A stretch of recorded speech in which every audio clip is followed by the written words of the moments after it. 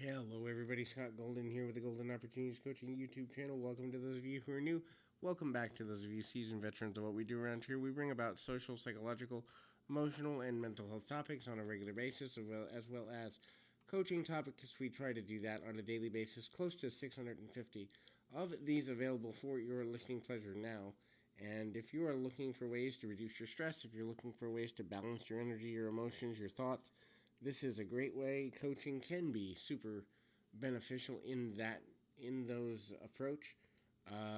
And so if you are looking for a coach in life, business, relationships, or any point in between,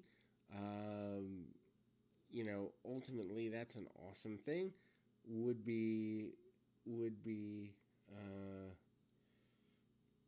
a good way to go about things and kind of get to a better place, a stronger place, and a place that really matters in a long term manner. And hopefully, you can either reach out through Twitter at PO Perception or in the About Me section of the area, and we can kind of go forward from there.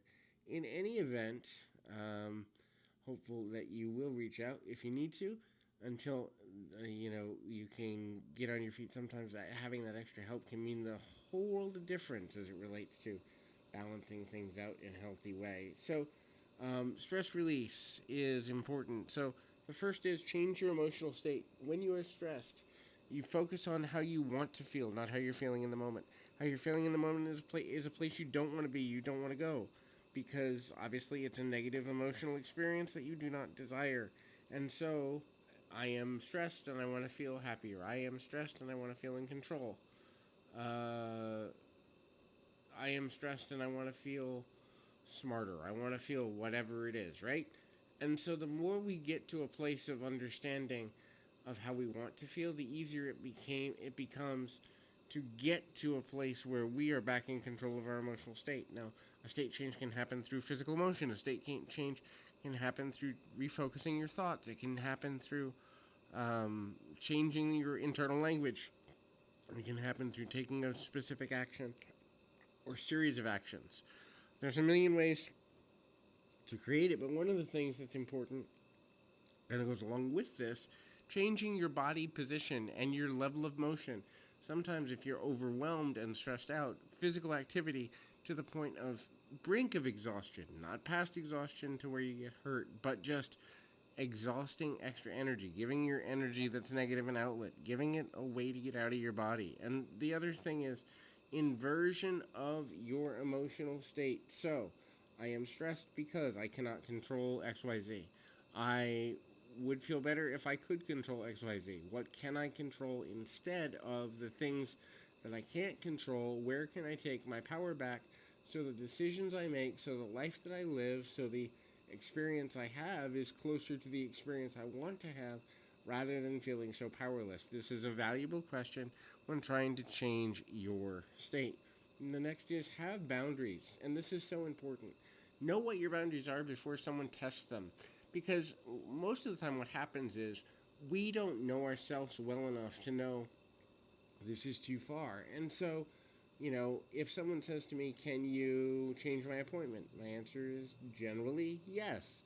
Now, if somebody abuses that and they ask that of me 7 times out of 10 appointments, I begin to say, should I be working with this person? Not because necessarily I think they're a bad person, not because I don't think I can help them, but because they do not any longer agree to or are kind to the level of work that I'm putting forward to make sure that they are getting whatever they need from my services. So know what your boundary is.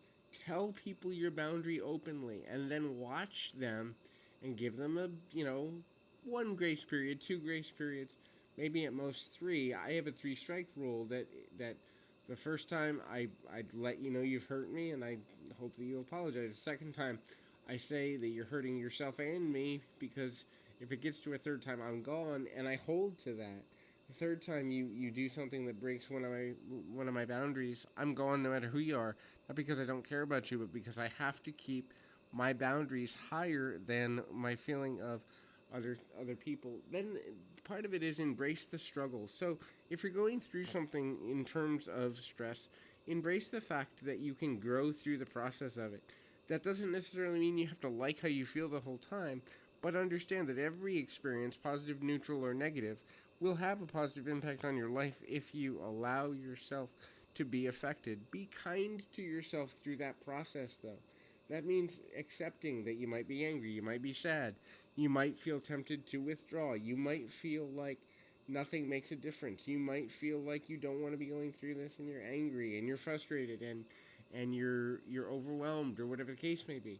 Allow yourself to have all emotions, negative and positive, towards a situation of stress and then release them and choose to take massive action instead. Realize that life is about endurance and know when you're getting close to your limit. So, what that means is if my limit is I can't take one more thing, in the next 2 days, then if something else happens, you immediately say no and you go into your self cocoon. The self cocoon is important so that you don't lash out at other people. I think one of the main reasons we have so much violence in our world is because people push themselves routinely beyond their limit. They tell people about their limit. They don't hold to their limit. And when people push them past it, they just kind of take it, absorb it for months or years. And then all of a sudden we wonder why people snap and become violent. It's not a justification for their behavior, but every person has a limit. And pushed beyond one's limit, it will either create self-trauma or trauma to others. So hopefully this is helpful. Keep your feet on the ground, your mind in the moment. Until next time, everybody.